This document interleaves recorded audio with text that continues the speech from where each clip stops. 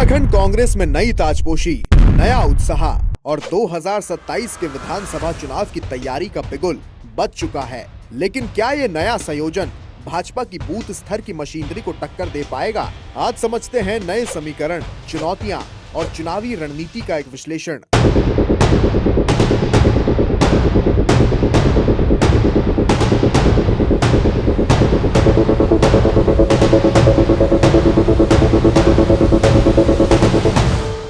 कांग्रेस ने एक बड़ा निर्णय लेते हुए गणेश गोदियाल को प्रदेश अध्यक्ष की जिम्मेदारी सौंपी है। गणेश गोदियाल शांत, समझदार और संगठनात्मक अनुभव वाले नेता माने जाते हैं। वहीं दूसरी ओर चुनाव संचालन समिति में हरक सिंह रावत को महत्वपूर्ण भूमिका दी गई है। एक ऐसा नाम जिसे चुनाव जीतने का मास्टर माना जाता है। प्रचार समिति में प्रीतम सिंह चौहान को जिम्मेदारी मिली है, जो खुद जनता के बीच मजबूत पकड़ रखते हैं। इन सभी नेताओं के स्वागत में उमड़ी जबरदस्त भीड़ को देखकर लगा कि कांग्रेस का जोश फिलहाल हाई है। लेकिन सवाल ये है कि क्या ये भीड़ वोटों में भी बदल पाएगी? उत्साह और भीड़ किसी भी पार्टी के लिए जरूरी है, लेकिन चुनाव सिर्फ भीड़ से नहीं जीते जाते। उत्तराखंड में कांग्रेस का सबसे बड़ा सवाल रहा है जमीनी संगठन। पिछले चुनावों में कांग्रेस जहां बड़े नेताओं और रैलियों पर निर्भर रही, तो वहीं भाजपा बूथ स्तर तक सक्रिय दिखी। कांग्रेस की भीड़ दिखती है, लेकिन क्या बूथों पर कार्यकर्ता मौजूद हैं? क्या घर घर जाकर मतदाता से संपर्क की रणनीति तैयार है? यही है आगे की असली चुनौती। चुनौती जीवन भर चुनौती है भाई।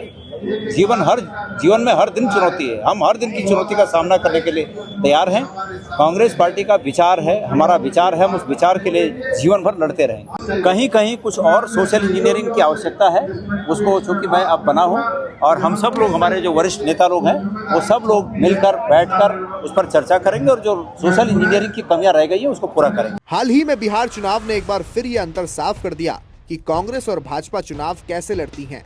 भाजपा सिर्फ मंच और रोड शो तक सीमित नहीं रहती, उनके बड़े नेता बूथ स्तर तक चुनाव प्रचार में दिखाई देते हैं, मतदाताओं के घरों तक पहुंचते हैं। वहीं कांग्रेस की रणनीति उतनी गहराई तक नहीं दिखती। उत्तराखंड में भी यही अंतर पिछले चुनावों में दिखाई दिया था और 2027 में भी ये फर्क निर्णायक साबित हो सकता है। गणेश गोदियाल एक मुखर, संतुलित और स्वीकार्य चेहरा है, तो वहीं हरक सिंह रावत चुनाव जीतने की पहचान, आक्रामक शैली और अनुभव वाले नेता हैं। वहीं प्रीतम सिंह चौहान संगठन और प्रचार के कुशल मैनेजर और एक लंबे अनुभव वाले नेता हैं। इन तीन नेताओं की तिकड़ी कांग्रेस में ऊर्जा भर सकती है, भीड़ जुटाने की क्षमता भी है। लेकिन चुनाव सिर्फ भीड़ नहीं, रणनीति और मैनेजमेंट से जीता जाता है। मुख्य सवाल ये है कि क्या ये नेतृत्व भाजपा जैसी जमीनी यानी माइक्रो लेवल की रणनीति तैयार कर पाएगा? उत्तराखंड भाजपा लंबे समय से संगठन को बूथ स्तर तक मजबूत रखने में सफल रही है। उनकी चुनावी मशीनरी व्यवस्थित, डिजिटल और लगातार एक्टिव रहती है। और 2027 के चुनाव में मुकाबला सिर्फ चेहरों का नहीं होगा, बल्कि संगठन बनाम संगठन और रणनीति बनाम रणनीति का होगा। कांग्रेस के लिए चुनौती ये नहीं कि भीड़ जुटेगी या नहीं, चुनौती ये है कि क्या कार्यकर्ता मतदान के दिन बूथ पर खड़े होंगे या नहीं।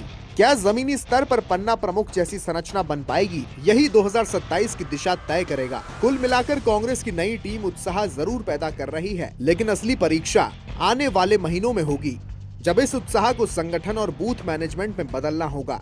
आपको क्या लगता है, क्या कांग्रेस की नई तिकड़ी भाजपा की चुनावी मशीनरी को टक्कर दे पाएगी? कमेंट में जरूर बताएं और चैनल को लाइक, शेयर और सब्सक्राइब करना न भूलें।